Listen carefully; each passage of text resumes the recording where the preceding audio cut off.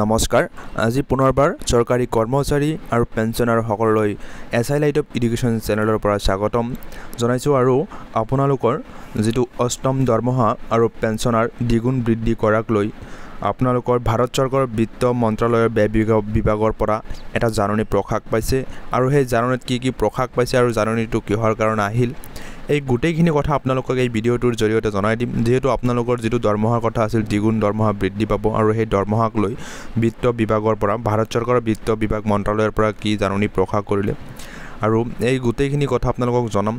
ইয়াৰ আগতে এটা কথা কৈছিল লোকসভাৰ পৰা এটা প্ৰশ্ন সোধা হৈছিল আৰু এই প্ৰশ্নটো সুধিছিল কিন্তু এটো আপোনালোকৰ যোৱাকালি 21 জুলাই সোমবাৰত এই জাননীখন প্ৰকাশ পাইছে আৰু এই জাননীখনত এইটোৱে প্ৰকাশ পাইছে যে লোকসভাৰ পৰা এটা প্ৰশ্ন এটা মানে কি কেইটামান প্ৰশ্ন সুধিছিল আৰু সেই প্ৰশ্নকেইটাৰ উত্তৰ এই জাননীৰ জৰিয়তে দিছিল এতিয়া আপোনালোকক কম যে কি প্ৰশ্ন এই লোকসভাৰ পৰা উত্থাপন কৰিছিল আৰু সেই লোকসভাৰ পৰা উত্থাপন কৰা প্ৰশ্নৰ উত্তৰ কি দিলে আমাৰ ভাৰত চৰকাৰ বিত্ত মন্ত্ৰালয় বিভাগৰ পৰা যেটো জাননী দিলে হেতু আপোনালোকক জনাম আৰু কি কোৱেশ্চন সোধা হৈছিল হেখিনি আপোনালোকক দেখাইছো যেহেতু অষ্টম যেটো দৰমহা আছিল হেতু আয়োগৰ এটা সংবিধান আছিল যে নহক ইয়াতে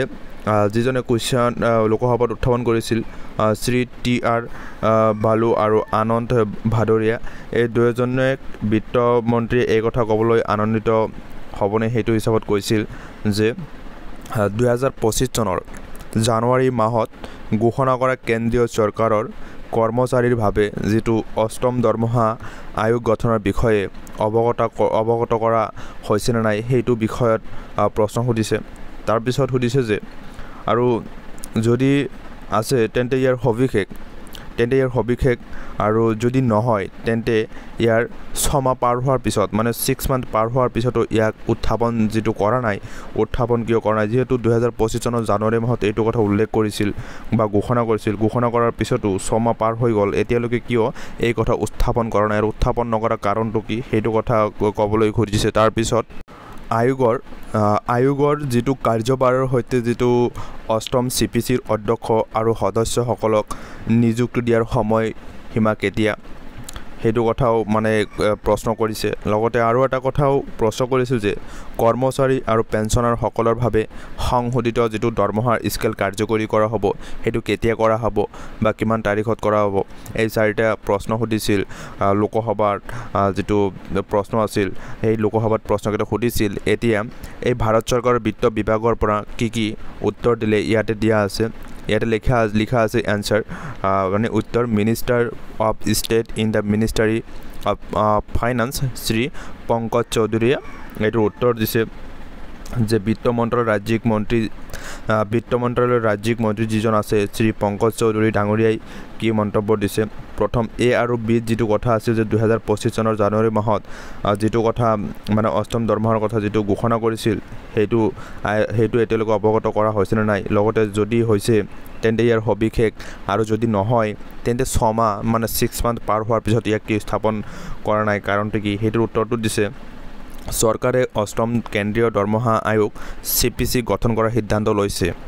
এটো মানে শ্ৰী পংকজ চৌধুৰী ৰাজ্যিক মন্ত্ৰী বিত্ত মন্ত্ৰালয়ৰ বিভাগৰ ফালৰ পৰা কৈছে যে চৰকাৰে অষ্টম কেন্দ্ৰীয় দৰমহা আয়োগ মানে সিপিসি গঠন কৰাৰ সিদ্ধান্ত লৈছে আৰু প্ৰতিৰক্ষা মন্ত্ৰালয় গৃহ পৰিক্ৰমা মন্ত্ৰালয় কৰ্মচাৰী আৰু প্ৰশিক্ষণ বিভাগকে ধৰি প্ৰধান অংশীদাৰ সকলৰ পৰা আৰু ৰাজ্যসমূহৰ পৰা এইবিলাক ইনপুট এটা বিচৰা হৈছে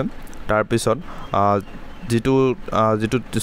সি পইণ্টত যেটো কোৱেশ্চন সুধিছিল মানে যেটো প্ৰশ্ন সোধা হৈছিল যে আয়োগৰ কাৰ্যভাৰৰ সৈতে অষ্টম সিপিসিৰ অধ্যক্ষ আৰু সদস্যসকলক নিযুক্তি দিয়াৰ সময় আৰু হেতু কৈছে অষ্টম সিপিসিক চৰকাৰে অৱগত কৰাৰ পিছত অষ্টম সিপিসিৰ অধ্যক্ষ আৰু সদস্য নিযুক্তি দিয়া হ'ব তাৰমানে চৰকাৰে যদি অৱগত কৰিব তাৰ পিছতে অষ্টম সিপিসিৰ অধ্যক্ষ আৰু সদস্য নিযুক্তি দিয়া হ'ব তাৰ পিছত এটা কোৱেশ্চন সুধিছিল কৰ্মচাৰী আৰু পেঞ্চনাৰ সকলৰ ভাবে সংশোধিত দৰমহা স্কেল কাৰ্যকৰী কেতিয়া কৰা হ'ব আৰু এইটোৰ উত্তৰ ডাঙৰীয়া শ্ৰী পংকজ চৌধুৰী ৰাজ্যিক মন্ত্ৰী ডাঙৰীয়াই কৈছে যে অষ্টম সিপিসিয়ে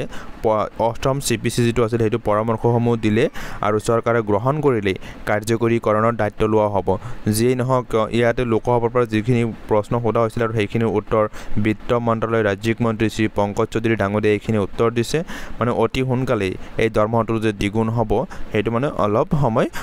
আমাৰ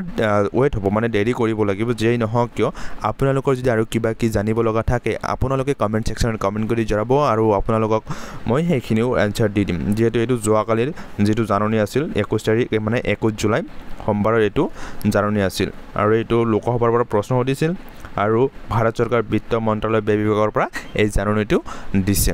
আৰু এইখিনিতে মই ভিডিঅ'টো সমাপ্ত কৰিছোঁ লগতে আপোনালোকে এনেকুৱা ধৰণৰ নতুন নতুন আপডেটসমূহ আপোনালোকে পাই থাকিবলৈ চেনেলটো এতিয়া ছাবস্ক্ৰাইব কৰক আৰু শ্বেয়াৰ কৰক